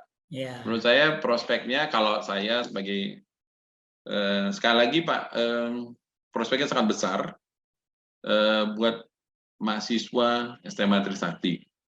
Menurut saya kalau Anda masuk ke pialang asuransi dan profesional di situ, Anda jadi ahli, pasti Pak. Karena kenapa? Karena itu inherent dengan peran kita. Peran kita memang mewajibkan kita jadi ahli, gitu. Karena kalau tidak jadi ahli, nanti peran kita cuma jadi mediasi. Begitu jadi mediasi, nanti kita kalah bersaing sama leasing, kita kalah bersaing sama agen, kita kalah bersaing sama bank assurance, kalah bersaing sama BUSB, sama platform IT kita kalah bersaing. Kita harus bangun konsultasinya, kita harus bangun advokasinya pada saat, kita harus bangun kemampuan mengedukasi klien. Menurut saya, masuk ke sini. Tapi ada titipan saya, Pak, kalau mau jadi berhasil dan berprospek baik di industri pialang. Pertama, kalau bisa, jadi ahlinya. Dalam pengertian gini, Pak, ambil spesialisasi, Pak. Jangan jadi dokter umum. Jadi dokter yang spesialis. Spesialis ya. Menurut saya gitu. Kalau Bapak Ibu bisa baca tadi, di profil saya di depan, saya kemudian memfokuskan diri selain jadi pialang sebagai pengelola pengurus perusahaan, maksudnya sebagai direksi dan segala macam. Tapi secara pemahaman saya mencoba mendalami satu lini usaha, misalnya liability. Kalau saya benar fokusnya coba di liability dan lini usaha keuangan, atau namanya kalau di Amerika namanya financial lines. Jadi di wilayah ini yang saya coba kuat. Saya beritahu ini khususnya buat mahasiswa. Ketika kita ahli di bidang yang orang lain tidak banyak ahli, kita cepat naiknya. Termasuk ganjarannya. Jadi buat para mahasiswa yang mau join, silahkan lakukan itu. Tapi kalau Anda masuk sebagai orang biasa, hanya mau melakukan apa yang disuruh. Ketika ada tantangan, mundur. Ketika ada tantangan, kita nggak mau coba bangun. Saya pastikan mendingan jangan juga. Karena saat ini tantangannya cukup berat. Jadi menurut saya, pialang asuransi buat orang yang berani juga, Pak. Satu. Dua, buat orang yang mau beda dengan orang lain. Ketiga, buat orang yang mau melayani orang lain. Saya pernah dulu dengar presentasinya Steve Jobs yang buat Apple itu. Dia bilang begini, saya akan bangun produk, tapi basisnya adalah customer experience. Yang sekarang ini kita nikmati. Di tangan kita nikmati. Mencet bisa, mencet ini tuk bisa. Mencet ini bisa kemana-mana. Mencet ini bisa kemana-mana. Itu kan customer experience. Dia mulai dari customer experience. Jangan mulai dari kemampuan kita. Tapi lihat dari kebutuhan klien kita. Siapa yang mau kita layani, dia butuh apa. Kita cari tahu dari situ. Bapak Ibu Saudara sekalian, saya pastikan, kalau tadi Pak Iksan nanya, saya pastikan apabila kita bisa menjawab itu, prospek Anda sangat cerah di pialang asuransi dan reasuransi di Indonesia. Kenapa? Karena saudara tugasnya melayani konsumen, melayani tertanggung. Beda dengan di asuransi. Kalau saya mau coba bandingin dengan asuransi. Ketika asuransi berjalan, fokus pertamanya adalah memastikan bahwa itu risiko bisa dijamin. Itu dulu. Baru kita bisa menjualnya, memastikan bahwa prosesnya berhenti. Bahkan ujungnya sampai ke kapasitas dan kemampuan keuangan. Dan kalau kita, kemampuan dirinya, kemampuan si pialangnya, itu jadi sangat penting. Itu Pak, menurut saya. Jangan kalau portofolio, tadi tanya portofolionya seperti apa, tadi Pak Iksan nanya, ya banyak yang jadi direktur nih Pak, jadi bos-bos sekarang ini di industri pialang, di pialang, itu alumni SMA Trisakti, bahkan ikut mengatur ini jalannya industri pialang, termasuk Pak Iksan itu yang bicara itu kan, nah itu yang nanya, itu juga tokoh besar itu di industri kita. Itu sih Pak, menurut kode saya. Terima kasih. Ya, terima kasih Pak Yuris, Pak Iksan, terjawab ya Pak ya. Oke, waktu kita sudah mendekati akhir. Satu pertanyaan lagi, kalau masih ada satu pertanyaan, silakan. Saya tunggu sekitar 2 menit nih. Satu pertanyaan lagi sebelum saya tutup. Silakan Bapak Ibu. Karena nggak ada pertanyaan mungkin ya, atau sudah terjawab semua sesuai dengan topik kita, prospek bekerja di industri pialang asuransi sebagai industri pendukung di industri perasuransian Indonesia. Sudah dijawab tadi pertanyaan-pertanyaan yang dari segi teknis, pertanyaan-pertanyaan dari segi administrasi, pertanyaan-pertanyaan dari segi prospek, dan yang penting itu pertanyaan dari mahasiswa kalau bekerja di sana apa seenaknya gitu. Kalau nggak enak tentu dia nggak mau kerja. Baik Bapak Ibu, kita sudah mendekati akhir. Saya pikir sudah cukup ya apa yang kita dapatkan dari Pak Julius Bayangkara, profesi beliau sebagai pialang asuransi dan Ketua Asosiasi Perusahaan Pialang Asuransi. Dan kita sudah mendapatkan pencerahan yang luar biasa pada hari ini. Ilmunya sudah tidak bisa kaleng-kaleng ya, ilmu yang sangat daging. Baik, terima kasih Bapak Ibu semuanya. Kita sudah menyelesaikan acara yang sangat bagus pada hari ini, manajemen sharing session versi 14 sekian gitu ya. Terima kasih Pak Julius Bayangkara, terima kasih Pak Anton Lee atas wawasan yang telah diberikan. Terima kasih semuanya. Saya sudahi dengan wassalamualaikum warahmatullahi wabarakatuh.